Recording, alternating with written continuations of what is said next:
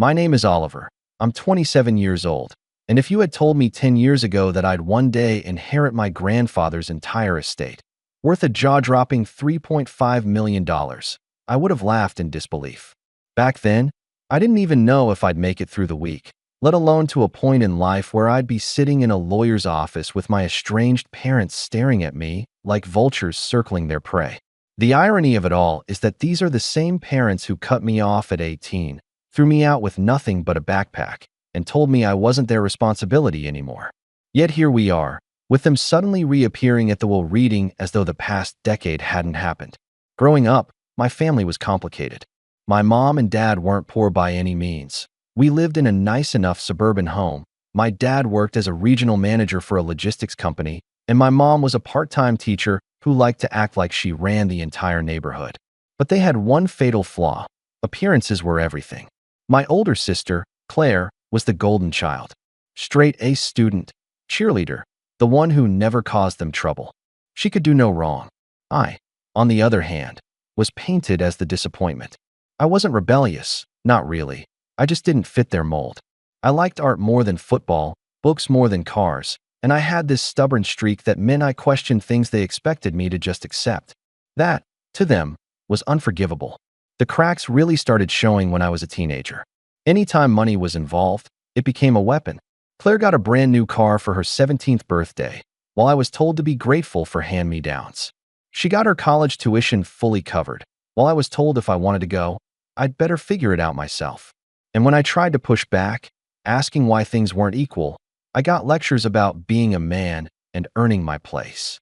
My mom would roll her eyes and say things like, "Oliver, you've always been too sensitive. You expect the world to hand you things." My dad would mutter about how I'd never make it without them. I'll never forget one night at dinner when my father leaned across the table, looked me dead in the eye, and said, "If you're still under our roof by 18, you're a failure." I laughed then, because what else could I do? But inside, I was crushed. When my 18th birthday came, they didn't just kick me out, they staged it like a performance. They sat me down, told me they were cutting me off financially, and said, "It's time for you to learn the value of hard work." They gave me no money, no support, not even a safety net. I walked out of that house with a backpack, 2 changes of clothes, and a part-time job that barely paid enough for groceries. That night, I slept in the back seat of my car. Meanwhile, Claire was posting Instagram photos from her sorority house, smiling with a shiny new MacBook and a credit card from Dad. The only person who didn't abandon me was my grandfather. He was my dad's father, and he'd always been different from the rest of them. Where my parents saw weakness, he saw potential. Where they mocked me for being quiet, he said, "Oliver, that's because you think before you speak." He didn't care that I wasn't the athlete or the golden child. He saw me for who I was. He'd invite me over for weekends, feed me, let me crash on his couch when things got bad. I never told him the full extent of what my parents had done, but he wasn't stupid. He saw the tension. He saw how I flinched when my dad's name came up. And over the years, he became more of a father to me than my actual dad ever was. Fast forward nearly a decade. I'd built a modest life for myself. It wasn't glamorous. I worked long hours, saved where I could, and kept my distance from my family. Claire would occasionally send me smug texts about her vacations or her new house, just to remind me I was still beneath her. My parents? Silence. Unless, of course, they needed something. Then suddenly I'd get a call with my mom's syrupy voice. "Oliver, honey, how are you doing?" I knew better than to fall for it. I always kept my answers short. I wasn't going to be their backup plan. And then came the phone call I'd both dreaded and expected. My grandfather had passed away. It gutted me. Even though he'd been sick for a while, I'd convinced myself he'd pull through. Losing him felt like losing the only real family I'd ever had. When the lawyer called and told me I was expected at the will reading, I assumed I'd get maybe a watch or a letter, something sentimental. I didn't think for a second that I'd be the one inheriting everything. When I walked into that oak-paneled office, I froze. Sitting there, dressed like they were heading to a gala, were my parents and Claire. My mom's smile was wide, my dad's hand rested smugly on his knee, and Claire gave me this once-over like she was measuring how much I was worth now.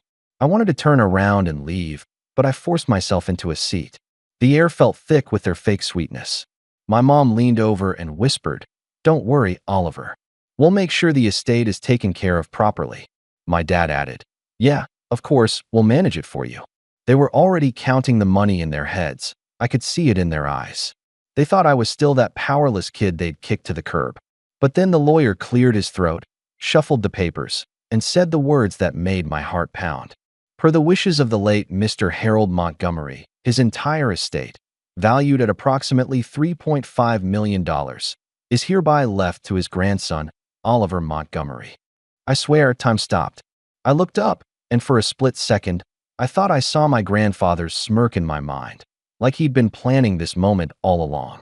My parents' smiles froze in place. Claire's jaw actually dropped. And then the lawyer turned the page and said, "There are additional stipulations you'll want to hear." And that's where things took a turn none of us were prepared for. My mother was the first to recover from the shock, though her voice came out too high, too sweet, like she was trying to mask her panic. "Well, of course, that makes sense," she said, clapping her hands together lightly. "Oliver was always so close to Dad. But naturally, Oliver will need our guidance. He's inexperienced with finances. We'll step in, won't we, dear?" She turned to my father, who nodded as if the whole thing were already decided. My father leaned back in his chair, steepling his fingers. "Yes, Harold meant well, I'm sure, but Oliver's not equipped to handle an estate of this size. $3.5 million is a lot for someone with no background. It could ruin him. It's only logical we manage the funds on his behalf." The way he said ruin him made my stomach twist. They didn't see me as a person. They saw me as an obstacle between them and a fortune. Claire smirked, tucking her hair behind her ear like she was already picturing herself shopping with the money. "Honestly, Oliver, don't take it the wrong way, but you've never been, well, you know, responsible. Remember when you maxed out that tiny credit card freshman year?" She laughed under her breath, as if that one mistake defined me forever. And Dad's right. A sudden windfall could really mess you up. Let us help. The lawyer cleared his throat again, cutting through their little performance. "If I may, Mr. Montgomery specified very clearly that the estate belongs to Oliver alone. No trustees, no oversight, full control." His eyes flicked toward me briefly, as if to say, "Your grandfather knew what they'd try to do." That didn't stop my parents. My mom put a hand on my arm, her nails digging just slightly into my sleeve.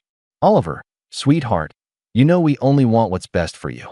We can guide you through this. Make sure you don't make mistakes. Think of it like a family effort. Grandpa would want us all to benefit."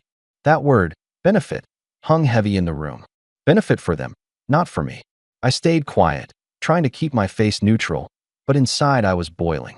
All those years of being told I wasn't enough, of being pushed aside for Claire, of sleeping in my car while they laughed over vacation photos. And now they thought they could swoop in and control the one thing my grandfather had left me.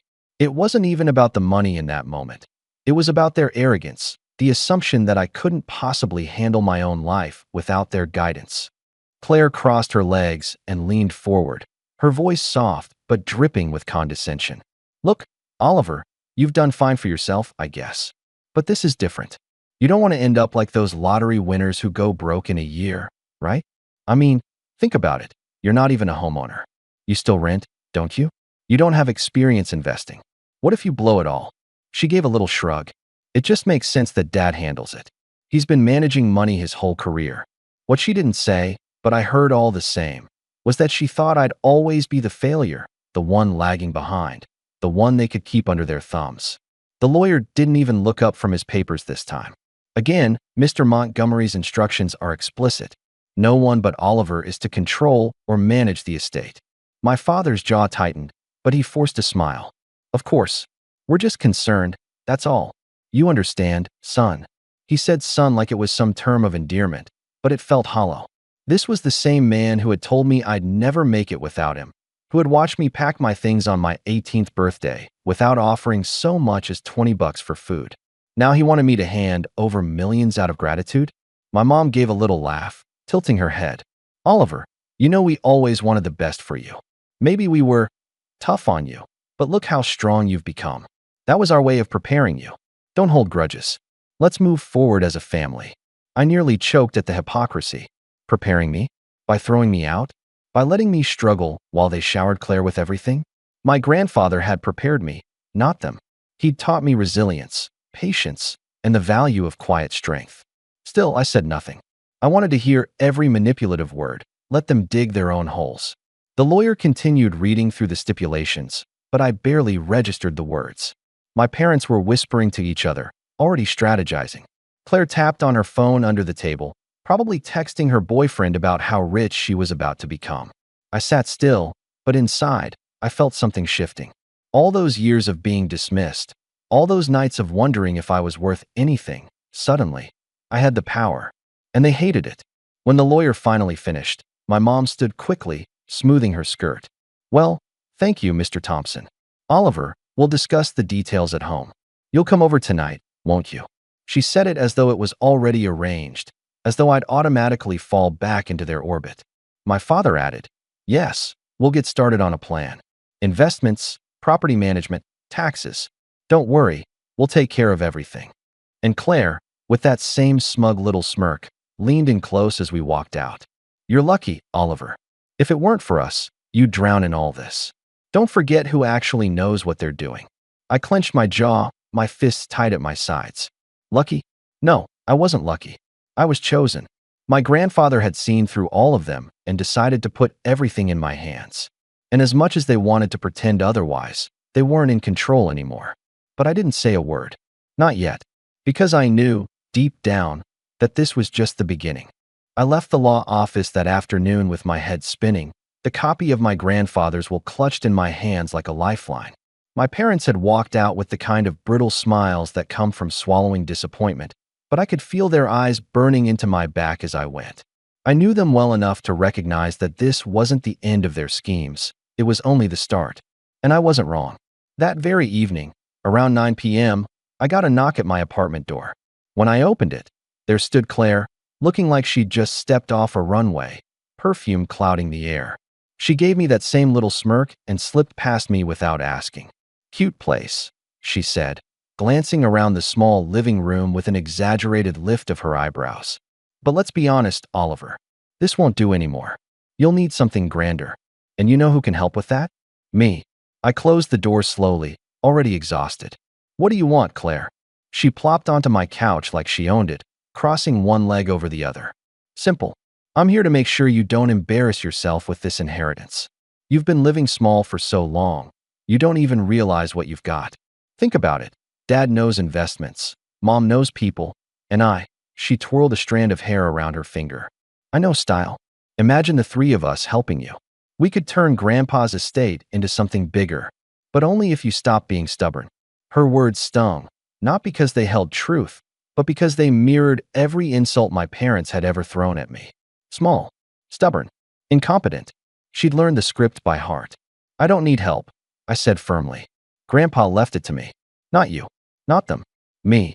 Her smile faltered, just slightly, but she covered it with a laugh. Oh, Oliver, you really think that? You think Grandpa didn't expect you to lean on the family? You wouldn't even have met with that lawyer if Mom hadn't told you the time. That's when I realized she wasn't here to help. She was here to test me, to see if I'd bend. But the real betrayal came a week later. I got a call from the lawyer, his tone clipped. Oliver, I need to ask, did you authorize any changes to the estate account? My stomach dropped. No. What? There have been attempts to access the funds. Someone presented themselves at the bank as your representative. Luckily, the bank flagged it because of the stipulations in the will. But they were very insistent, claiming you had verbally authorized it. I knew immediately who it was. My parents. That night, I drove past their house. It looked exactly as I remembered. 2 cars in the driveway, the porch light glowing warmly, the picture of suburban comfort. I sat there in the dark, hands gripping the wheel, watching the home I'd been exiled from. And for the first time, I didn't feel sadness or longing. I felt cold, calculated, because this wasn't just manipulation anymore. This was theft. They were willing to break the law, to forge, to lie, just to strip me of what my grandfather had trusted me with. And then, as if the universe wanted to twist the knife, Claire texted me later that night. Don't be naive, Oliver. Money belongs in the hands of people who know how to use it. Be smart, or you'll lose it all. I stared at the message for a long time, my heart thudding in my chest. That was the moment something snapped. The betrayal wasn't just their attempt to steal from me. It was the realization that they would never see me as anything other than the weak link, the disposable one. They had cut me off at 18, laughed as I scraped by, and now that I finally had something of my own, they wanted to take it too. I put my phone down and sat in the dark, thinking about my grandfather. I remembered his voice, steady and firm, the way he'd look at me and say, "Oliver, don't let anyone tell you what you're worth. You decide that." For years, I hadn't believed him. But now, with my parents circling like sharks, I finally understood. That night marked the turning point. I wasn't going to let them manipulate me anymore. And I wasn't just going to protect what was mine. I was going to make them regret ever underestimating me. But I had no idea just how far they'd go next, or how ugly the fight was about to become. The days after the bank incident were some of the darkest I'd lived through since the night I was kicked out at 18. At first, I thought I could just ignore my parents' schemes, cut them out completely, and move on with my life. But that's not how they worked. They had this way of clawing into every crack, forcing themselves into places they didn't belong, until you felt suffocated. I started noticing strange things. One morning, I went down to my car and found a deep scratch carved along the side. It wasn't random, it was deliberate, jagged, like someone had taken a key and dragged it from the front bumper to the taillight. Later that week, I got an email from my landlord saying they'd received multiple anonymous complaints about noise from my apartment. I lived alone. I barely played music, and I worked late most nights. It was obvious someone was trying to make trouble for me. And then came the whispers. My parents still lived in the same town I'd grown up in, and they had their little circle of friends, the country club set, the church crowd, the neighbors who thrived on gossip. Suddenly, those people were looking at me differently when I ran errands around town. The cashier at the grocery store, who used to smile, now raised her eyebrows when I paid in cash. The woman at the gas station muttered, "Must be nice, living off an old man's money." I knew where it came from. My parents had started painting me as the greedy, undeserving grandson who swooped in and stole the family estate. The worst part wasn't even the slander. It was the silence. The few friends I had in town stopped calling. They'd heard the rumors too, and maybe part of them believed it. I'd worked so hard to scrape together a reputation as someone dependable, someone who could be trusted, and now my parents were undoing it all. I hit a low point one night when I sat alone at my kitchen table, staring at the stack of bills in front of me. Not because I couldn't pay them, I had access to funds now, but because I was terrified. Terrified that if I used my grandfather's money too openly, it would feed the narrative my parents were spinning. Terrified that every move I made would be twisted into proof that I wasn't capable of handling what I'd been given. That's when the old doubts crept back in. Maybe they were right. Maybe I wasn't strong enough. Maybe I'd drown in this inheritance the way they said I would. For hours, I sat there, replaying every insult, every dismissal, every memory of being told I was worthless. It was like I was 18 all over again, sleeping in the back seat of my car, wondering if I'd even make it to the next week. But then I opened the drawer of the table, and inside was something I'd nearly forgotten. An envelope my grandfather had given me on my 21st birthday. I kept it all these years without ever really looking at it again. Inside was a letter, written in his firm, slightly shaky handwriting. "Oliver, if you're reading this, I hope you've learned by now that the world doesn't give you anything it tries to take. Don't let them. You are stronger than you know, and one day, you'll have to prove it. When that time comes, don't shrink back. Stand tall. They can only take from you if you hand it to them." I read it over and over until the words burned into me. My grandfather had known. He had seen through my parents long before I ever did, and he had trusted me to rise above it. That night, something shifted in me. I was still at rock bottom, lonely, beaten down, overwhelmed, but I started to plan. Quietly, carefully. I began documenting everything. I kept copies of the bank's report about the attempted account access. I saved Claire's text messages. I wrote down every rumor I heard in town and where it had come from. At work, I started staying late, using the company's public computers to research estate law, trust funds, and property management. If they wanted to treat me like I was incapable, I was going to make sure I became the most capable person in the room. I didn't tell anyone what I was doing. I smiled when people sneered, stayed calm when my parents sent their little barbs, and acted like I was backing down. All the while, I was building something quietly beneath the surface. It was lonely, painful, Every day felt like walking a tightrope over an endless drop. But there was a strange power in the silence. For the first time, I wasn't reacting, I was preparing. And I had the distinct, unshakable feeling that my grandfather would have been proud. I didn't know when or how, but I swore to myself that the day would come when the balance shifted, when I'd stop being the target and start being the one holding the strings. I just didn't realize how quickly that opportunity would arrive, or how brutally my parents would try to force my hand. The shift didn't happen overnight, but once it began, it felt unstoppable, like a tide finally turning in my favor after years of being dragged under. I kept my head down, worked long hours, and poured myself into learning everything I could about handling wealth responsibly. It wasn't about the money itself, not really. It was about proving to myself that I wasn't the helpless child my parents had always claimed I was. The first real turning point came when I hired a financial advisor. Not someone flashy or connected to my parents' world, but a quiet, meticulous man named Richard who had been recommended through a coworker. He wasn't impressed by the size of the estate, and he didn't treat me like a child. He sat across from me with a yellow legal pad, asked careful questions, and listened to my answers without judgment. By the end of our first meeting, he handed me a simple plan: investments diversified, taxes covered, long-term security built in. "You're more than capable," he told me as we shook hands. "You just needed someone to confirm it." Those words lit something inside me. For the first time, I felt like I wasn't just holding on to my grandfather's gift out of fear, I was building on it. I used part of the estate to buy a modest home in a quieter part of town.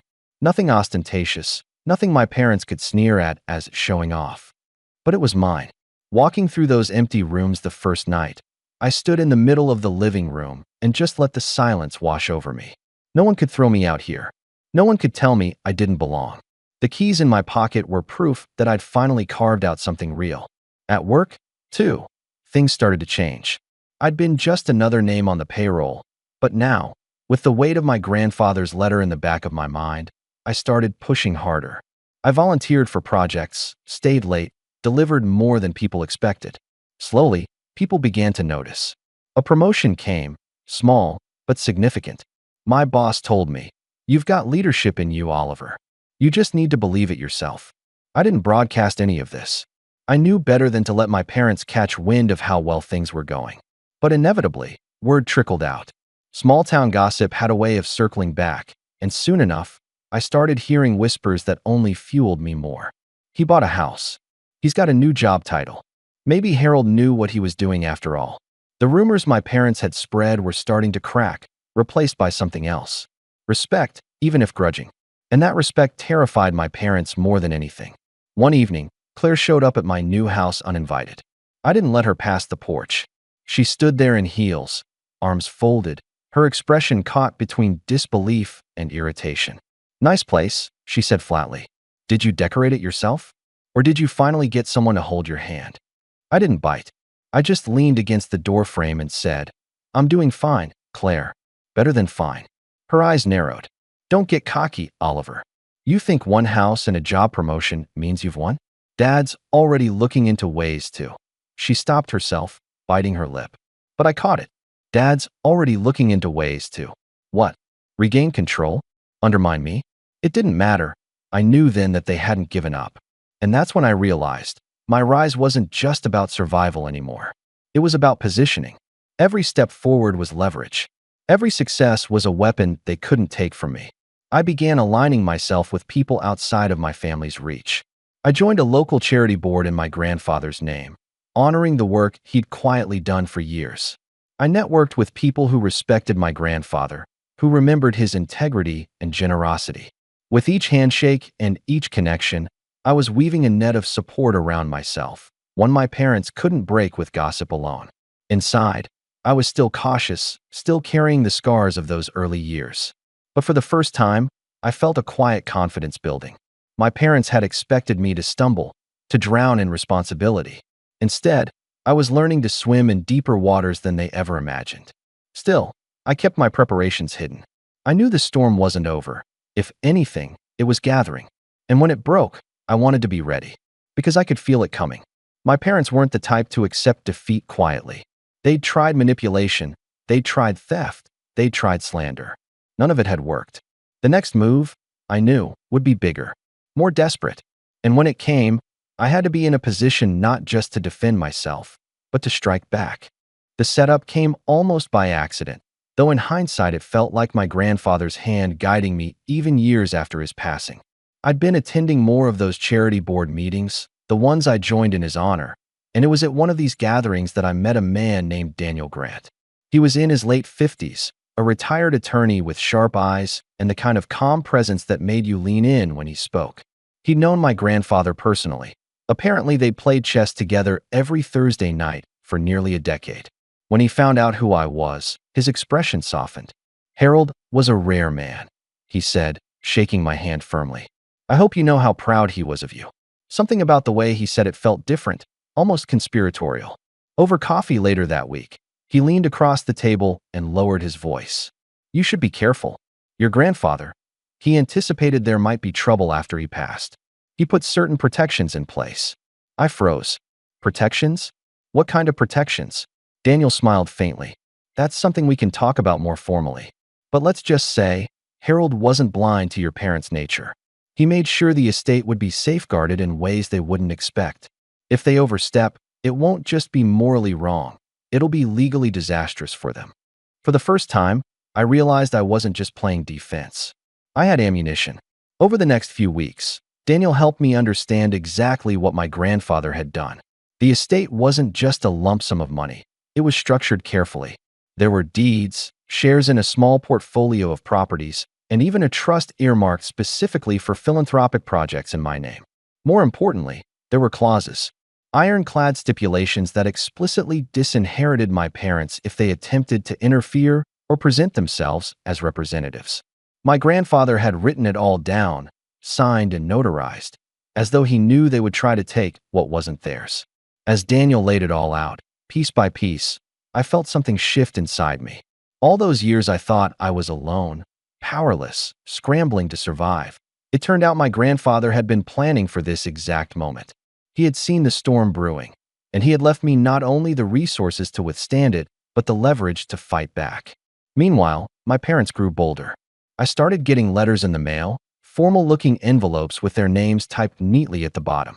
Proposals for how I should allocate the inheritance. One suggested putting Claire on the payroll as a family liaison. Another recommended selling off the estate properties to avoid management headaches, and, of course, funneling the proceeds into trusted family accounts. I didn't respond to any of them, but I kept each letter filed neatly in a folder Daniel advised me to maintain. "Paper trails are powerful," he told me. "Every word they put in writing is another rope they're tying around their own throats." At the same time, I was climbing higher in my own right. Work recognized me again, this time with a significant promotion that came with more authority and a seat at the table during strategy meetings. Suddenly, people who had once overlooked me were asking for my opinion, nodding when I spoke. It wasn't about the money anymore. It was about respect. Real respect, earned through persistence and competence. And with respect came allies. The more people saw me stepping into my own, the more they pushed back quietly against the rumors my parents had seeded. At community events, I overheard comments like, "Oliver's really turned out well," and "You can tell Harold raised him right." Every little remark chipped away at the false image my parents had tried to build. The best part? They didn't know. They had no idea that while they were scheming behind closed doors, I was gathering allies, documents, and quiet influence. They thought I was still that boy they'd tossed out with nothing but a backpack. They thought I'd cave, hand over the reins, and thank them for it. But I wasn't that boy anymore. I was a man with power, power they couldn't see coming. And then came the moment that tied everything together. One evening, Daniel handed me a small leather-bound notebook, worn at the edges. "Your grandfather asked me to hold on to this until I felt you were ready," he said. Inside were pages of my grandfather's handwriting, notes, reflections, and, at the back, a detailed outline of how to counter every move he predicted my parents might make. He hadn't just left me money, he had left me a playbook. As I closed the notebook, my hands trembling, I realized something with bone-deep certainty. The time for simply surviving was over. I wasn't just going to defend what was mine. I was going to set the stage so that when my parents inevitably made their next move, I'd be ready to crush it completely. They wanted to play games with me. They had no idea I was already holding the winning hand. The breaking point came faster than I expected. My parents had been circling for months, sending letters, hinting through neighbors, and making not-so-subtle remarks whenever we crossed paths in town. But when they finally made their move, they went big. Too big. One crisp autumn morning, I got a call from Daniel. His voice was calm, but there was a sharpness to it I hadn't heard before. "Oliver, your parents filed a petition with the court this morning. They're claiming you're unfit to manage the estate and are requesting guardianship of the assets." Guardianship. They were actually trying to have me declared incompetent. At 27 years old, after everything I'd built for myself. I almost laughed when he told me, the absurdity of it nearly overwhelming. But then the sting hit, because this wasn't just another attempt to manipulate me behind closed doors. This was public. This was them dragging my name through the mud, trying to brand me as incapable in front of the entire community. And that was their mistake. Daniel and I had been preparing for months, quietly collecting every scrap of evidence of their interference. The attempted bank access, the manipulative letters, the rumors they'd spread, the will stipulations my grandfather had laid out with surgical precision. Piece by piece, we had built a case so airtight it practically glowed. The court date arrived on a gray Tuesday morning. I walked into that courtroom in a simple suit, no entourage, no theatrics. My parents were already seated, flanking Claire like loyal soldiers. They looked smug, confident, as though the outcome was already sealed.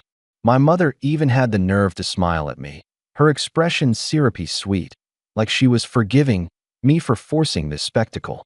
But when the judge called us to order and my parents' attorney began his opening statement, the cracks showed immediately. He painted me as irresponsible, emotionally unstable, someone prone to financial recklessness. He cited my lack of experience and my modest background. Claire nodded dramatically at each point, playing her role to perfection. And then it was our turn. Daniel rose slowly, his presence commanding without needing to raise his voice. "Your Honor, what we have here is not a question of competence, but of greed." He began laying out the documents, one after another. The forged attempt at the bank, the letters proposing that I hand over control, the text messages dripping with condescension, the stipulations in the will that explicitly disinherited my parents if they so much as attempted to interfere. The courtroom grew quieter with each piece of evidence. My parents shifted uncomfortably, their smugness slipping. Claire's jaw tightened, her arms folding across her chest. And then came the final blow. Daniel held up the leather-bound notebook my grandfather had left me. Mr. Montgomery anticipated this very situation. In his own handwriting, he described his concerns about his son and daughter-in-law's history of manipulation. He wrote, and I quote, "If they attempt to take what is not theirs, it will be proof enough of why I chose Oliver." The words echoed in the courtroom like a gavel strike. I saw my mother's face pale, my father's fists clench, Claire's eyes dart to the floor. When the judge finally spoke, her tone was crisp and final. "The petition is denied. The estate will remain solely in Oliver Montgomery's control. Furthermore, this court cautions the petitioners against any further attempts to undermine the explicit wishes of the deceased. This matter is closed." It was over in less than an hour, but the fallout was instant. My parents' attempt to seize control had not only failed, it had publicly exposed them for exactly what they were: manipulative, greedy, desperate. As we left the courtroom, my mother tried one last time. She reached out, her voice trembling with false warmth. "Oliver, sweetheart, we only did this for you. You don't understand how much pressure this is. Let us." I stopped and looked at her, calm in a way I hadn't been my entire life. "No," I said simply. "You did it for yourselves. Grandpa knew it. And now everyone else does too." Her hand froze in the air before dropping to her side. My father muttered something under his breath, but he couldn't even meet my eyes. Claire stormed ahead, her heels clicking like gunshots against the marble floor. I walked out of that courthouse with the weight of years lifted from my shoulders. Not only had I defended my grandfather's trust, but I'd done it with a calm they never expected from me. They had underestimated me every step of the way, and in the end, their own arrogance had undone them. But this was only the beginning of their reckoning. Because while the courtroom had settled the legal battle, the real fallout, the social, the personal, the irreversible, was still waiting just around the corner. The weeks after the court hearing were like watching dominoes fall, one after another, in slow motion. My parents had walked into that courtroom believing they'd win, believing they could bend the world the same way they'd bent me when I was young. But the judge's ruling had done more than deny their petition. It had stripped away the illusion they'd built for decades. And once the mask slipped, the whole town began to see them differently. It started small. My mom's circle of friends at the country club, the ones she'd spent years gossiping with, began to distance themselves. Where once she'd been the center of attention, now conversations stopped when she walked into the room. One woman even told me, quietly, "We had no idea how badly they treated you, Oliver." I'm sorry. My mom tried to keep up appearances, but the icy smiles and hushed whispers told me her reputation was collapsing. My father fared no better. His company had heard about the hearing. Small towns have a way of carrying stories into every corner. And suddenly, his financial expertise wasn't such an asset anymore. Clients grew wary, meetings were canceled, and eventually, word spread that he'd been asked to take an early retirement. For a man whose identity was tied entirely to his career, the humiliation was devastating. And Claire, oh, Claire, her fall was the sharpest of all. She had built her social status on the back of being the golden child, the one who could do no wrong, the one who mocked me while being showered with gifts. But after the hearing, people saw her differently. At parties, she was no longer the center of attention, just the girl who had tried to steal from her own brother and failed. Her boyfriend left her not long after, and I heard through the grapevine that she'd moved back in with my parents. The three of them, under one roof again, feeding off each other's bitterness like a slow poison. Meanwhile, my own life expanded in ways I hadn't imagined. The estate wasn't just money, it was opportunity. I invested in myself, in projects my grandfather would have been proud of. The charity board grew into something larger, and I found myself stepping into leadership roles where my voice mattered.